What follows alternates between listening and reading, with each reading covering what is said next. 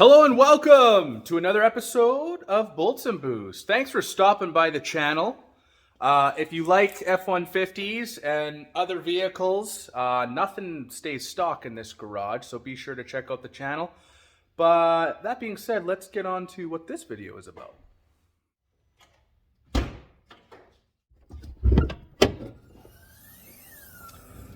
So today, we're going to be talking about the F-150s with the 5-liter and the oil consumption. I haven't checked my truck yet. This would be on its third oil change. I changed the oil about 3,500. I think it was 3,800 for the first oil change. I changed it at 5,000 to 6,000 on the second oil change. And right now, I'm 6,000 kilometers in on my third oil change. Puts me at around, I think I'm at like 13,500 kilometers. Either way, I'm not at the interval yet, but I'm at a good amount of kilometers to check the oil and talk about what's next as for mods on this thing. So if you're watching this video, you probably are aware of the oil consumption issues that the 5-liter had or has. I've been trying to research this subject, and it seems that the third gen Coyote was the worst of them all.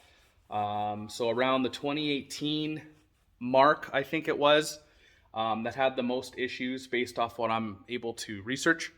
The earlier ones didn't have it as prevalent. Again, this is all hearsay on forums. This is not scientific information. I'm just taking what owners are saying and basically taking their word for it. So, without further ado, let's check out where my oil's at 6,000 kilometers in. Usually I am one to change the oil more frequently than what the dealer says. For this truck, for me, it says 8,000 kilometers. We're in Canada. I'm probably going to book it in right now and get it done, obviously, before that 8,000. And obviously, my first oil change, I wanted it changed way sooner than 8,000. That's crazy to me. And then the second one, I just wanted to be a little earlier than the 8,000 as well. And then the third one, if I had to, I could stretch it to 8,000. I took this thing on a road trip, and it was a lot of kilometers. So I wanted to make sure I had fresh oil. That's this oil change. So without further ado, let's see where my oil's sitting. This truck hasn't been started for at least 24 hours. It is absolutely filthy because it is the first snowfall of the year, so the roads are mucky because it's still warm. So our Jeep is pretty filthy as well, comparatively to what they usually are. But I'm going to check the oil with you guys. So it's first time checking the oil in this thing. So let's dive right in. All right, so the dipstick on the 5-liter is right there behind the air intake tube here. So I'm gonna go ahead and put the camera down and take that guy out. All right, I also do not have any lights on the dash whatsoever. I know some people have been reporting that. I do not have any lights. So my oil is exactly where it should be. If anything, it's a little overfull. If you can see that, it's just past that first dot there. So I'm going to do one more. It's not that dirty, which is nice at 6,000 kilometers. It is a brand new engine. I would say that my first two oil changes probably were a little more dirty. They're about this dirty at way earlier mileage, which is normal for a brand new engine, at least based off my experience. Okay, let's do one more dip here.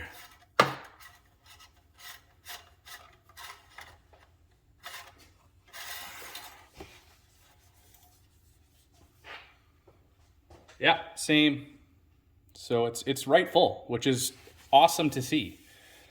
This is a 2021 F-150 with the Coyote 5-liter 4th gen engine in it. And I seem to not have any oil consumption issues.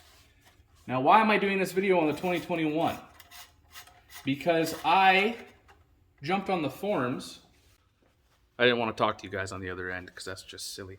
But I jumped on the forums And was seeing that there was 2021 5-liter Mustangs and trucks that were saying they do have oil consumption issues. One guy said that he's 300 miles in on his brand new truck. The truck puffs blue, and it's already down a liter. So that's a huge concern if that's legit. No idea if that's true or not.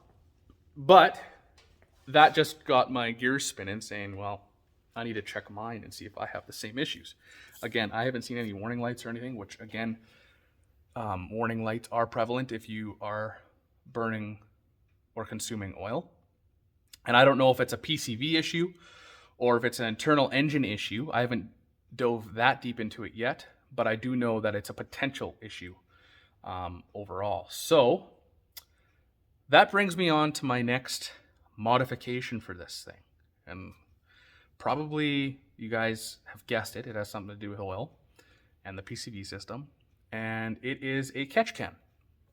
So the catch can will actually intersect this tube here, from what I understand, because you got your PCV on your valve cover there, and it goes right into your intake tract, into your manifold here. So the catch can actually sits on the battery tray box, which I don't like. That's probably the only reason why I haven't gone out and bought one yet, is because I don't like where it mounts. So I'm waiting for a different mounting location. But it uses the factory clips, so it's really easy to clip on and off. And for me, they're about $260, I think, shipped. I'll put a screenshot on the screen for you, just so you get an idea. If you're in Canada, if you're in the US, obviously it's going to be different currency. But yeah, so my truck, 2021 F150 5-liter with 13,500 kilometers on it currently. I have no oil consumption issues, and this is the longest oil change interval that I've had on this truck so far, with it being around the 6,000 kilometer mark. So hopefully, cross my fingers, I have nothing to worry about, because it does seem like a lot of these issues are earlier in the truck's life. And there's just nightmarish things that I'm hearing, potentially. Not so much in the 2021s, but the 2018s, the third gen Coyote. It seems like it was a pretty big issue, but there are some people out there who are saying that the fourth gen 2021 and above are having the same issue. It doesn't seem like it's as much, but I have come across threads on the forums that people are having issues. So I just wanted to make sure my truck was okay, and it seems to be okay, which is awesome. And let's just cross our fingers that that's the way it stays. But be prepared to see a video down the line here of this thing getting a nice catch can set up. If I have to put it on the battery box, then I will. I just do not like that. That just seems silly. Like, why do they gotta drill into the plastic here? It might not even be drilled. There might be pre-existing holes. I'm not sure, but either way, it's sitting on there is just crazy to me. I would never do that to my cars, right? It's just weird. But anyway, another thing is the Jeeps could probably need one too. The nice thing about the 5-liter with this gen, I'm not sure about the previous gens because I've only looked up this gen, is that it has dual injection. So it has, port injection and intake tract injection, if you will. So it does clean the valves off still, which is nice. You don't have to worry about carbon buildup on the valves. Hopefully that information is correct. But yeah, let me know in the comments if you guys have suffered from this. I'm totally curious if you have a 2021 or even a 2018 or whatever. If you have a 5-liter, let me know if you have oil consumption. These engines, from what I understand, are pretty bulletproof. Obviously, I have friends making stupid horsepower in the Mustangs, and they're chugging along. And I'm a huge fan of the 5-liters myself, so it would suck if this issue rears its head, or if I had it currently. So, but that's all I got for you guys today. So as always, I hope you enjoyed the video. If you did, please give this video a thumbs up. Check out other videos. Got lots of videos on the channel already with the F150. They seem to be doing pretty good on my channel, so I definitely want to keep putting out videos for you guys. And if you like what you see, subscribe. All right, everybody. Peace.